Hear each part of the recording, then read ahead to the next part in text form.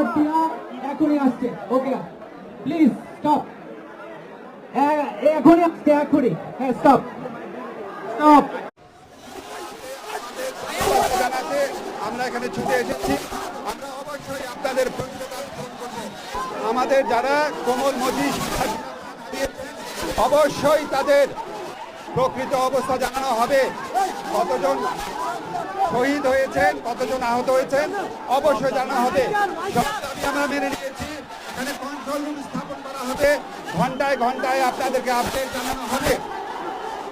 এছাড়া আপনারা আপনাদের সাথে যেই বাহিনীরা খারাপ ব্যবহার করেছে সরকারের পক্ষ থেকে আমরা ক্ষমা চাচ্ছি এবং এই ব্যাপারে আমরা উপযুক্ত